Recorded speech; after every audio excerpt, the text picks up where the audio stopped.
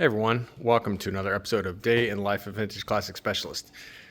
So let me just jump right in here. So Rafa, again, pretty much worked on this beauty, the 63 original mouse gray 23 window today. And kind of like yesterday, he did about 1,000,000 small things on them. However, as I always like to mention, all those small things add up to a done car over time.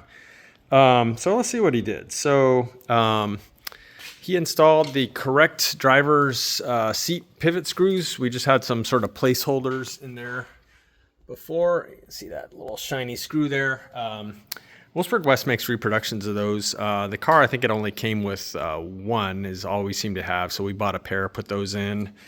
So those went in. The kind of a big one, I guess, is the gas tank went in. The gas tanks are a little bit of a pain in the butt in these to put in. You gotta pretty much like twist them at a weird angle to get the filler neck up there into its little spot, and then these straps can be a little bit of a pain. But yeah, it's in, and you know the ground wire, the sending wire, all that stuff's in. So yeah, gas tank is basically done. I think I mentioned the other day, for whatever reason, these ground cables are not really available right now from Wolfsburg. So come on, Wolfsburg, get on it. Anyway, so Rafa ended up doing pretty much the same thing on this car that I did on the 67 Beetle, which was to pretty much restore or just clean, I guess, an original one. And anyway, this guy loves original parts, so that's kind of cool. We're using this original one. Rafa did find a new screw in our stash. The other one was pretty jacked up, but yeah, so original one restored and ready to go. So yeah, that went on. The positive one went on. Let's see, some brake line grommets, the Bowden tube on for the clutch cable went on. The front shift rod went on, along with safety wire on the coupler. Rafa went ahead and did kind of a preliminary alignment to get the front end, you know, more or less facing the right way. We'll do a more detailed alignment when the car's all weighted down and stuff like that. But for now, yeah, just get the wheels more or less facing straight and, you know, not some crazy amount of toe in or toe out or anything like that. Front shocks went on.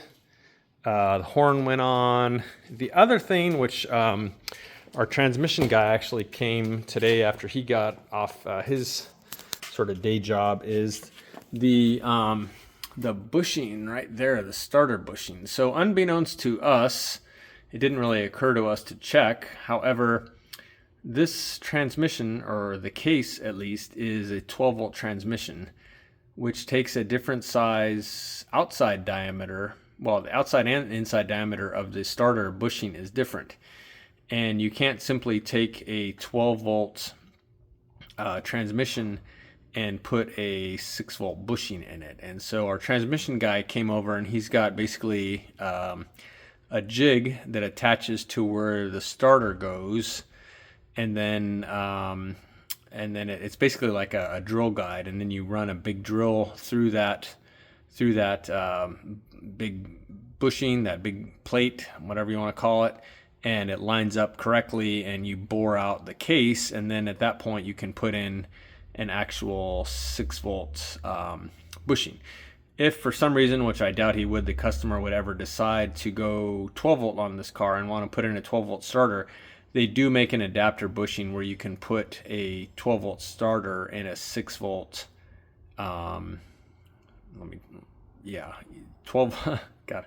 12-volt bushing in a 6-volt case. So this is basically a 6-volt case now, at least the size of the OD, outside diameter of that bushing. So there you go. That was kind of a pain in the ass. We had to crawl up underneath there and attach that thing and drill it. You're drilling it this way toward me, and there's like magnesium chips going everywhere, and kind of a pain in the ass. Anyway, we got it done. So now the starter can go in. But yeah, I think those are pretty much what happened on this beauty today. So as far as me, what I did, other than take this guy on a long drive, and I'll talk about that in a minute, I spent a good portion of the day working on this beauty here, the 67. And I put on the other door seal. I had yesterday, I just put on this one. So I put on the driver's side one earlier.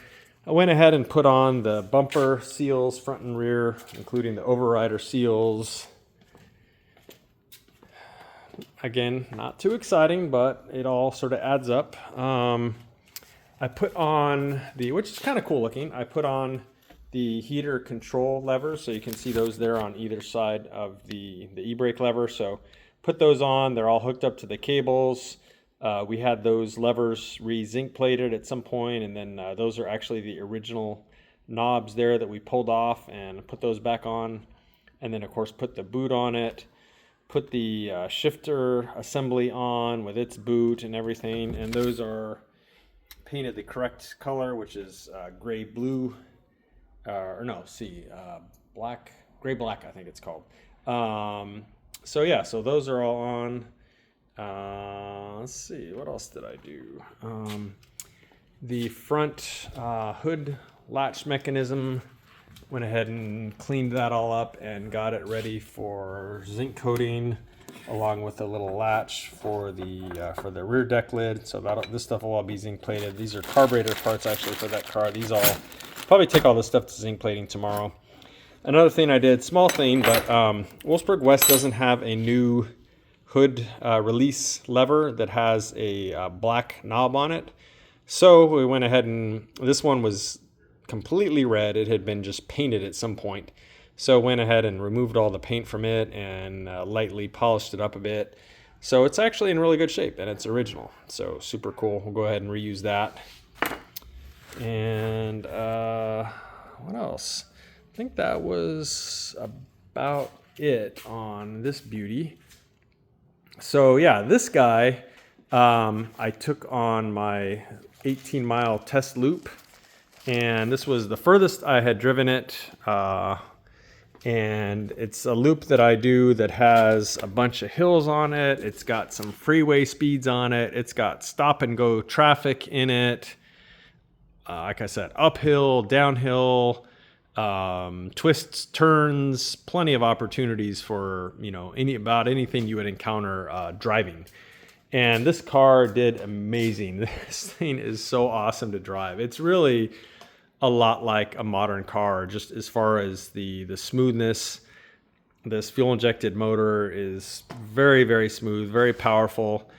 Even with the air conditioner running, which I couldn't really tell makes much of a difference at all. I drove probably about half that loop with the AC blasting, so I was nice and comfortable in here on these beautiful leather seats. And yeah, this thing did awesome. Super excited about this car, and for the owner to get it, because I think he's just gonna enjoy this thing a lot.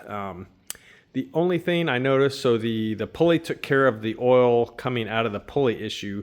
I think there's a little bit of oil coming out of this breather, or where the breather attaches to the stand right there. It's kind of hard to get this thing facing just the right way. I may try a thicker O-ring or something and get this tighter where this screws in here. But then I'm going to go ahead tomorrow and just put a breather box on this thing, and then that'll take care of any breathing issues. But yeah, right now there seems to be a little bit of oil coming from either where this screws in here or maybe the filter, but I think it's actually coming from where this is screwed in. So I'll do something to take care of that. And then in addition, I'm going to put a breather box so the motor can just breathe a little easier overall. And still trying to get a hold of another speedometer for this, which doesn't have this issue of sort of ticking and then also reading way too high. It's reading like 65 miles an hour when I'm probably doing 45, so no bueno. Anyway, those are literally the last two things on this, and owner will probably be getting it very soon. I'm hoping to take care of those two things tomorrow, put some more test miles on it, and pretty much he can come and get it. So a little bit more color sanding on this one, particularly on this side. And this one, let me not forget this one. So I started putting in his new panels, which are the don't know if I can get either of these doors open. It's a little tight in here. I guess I can show from this side. So I did put in the 2 rear panels, which are heat pressed, so you can see how these lines are sort of pressed in there, or they're kind of set with I don't know, something that I imagine looks like a big iron with those shapes in it. And so that's how they're supposed to be. So again, the ones that we had in here temporarily looked really nice. However, the lines in them were stitched, which is not right. And so we wanted the details on this car to be right. So went ahead and got those. And long story short, the owner wanted to take delivery of the car before we were able to get these made. So we made these super nice temporary ones for him so we could take the car. This was back in October. And now the car's come back in to get its final and more correct panels, along with a few other things. He wants a rear view mirror on this side. He wants an armrest on the driver's side. Did an oil change, adjust the valves, just some odds and ends like that. But anyway, so yeah, worked on this one today. Got 2 rear panels in. And I think that is it for today, everyone. So appreciate you guys watching, and we'll see you again tomorrow. Bye.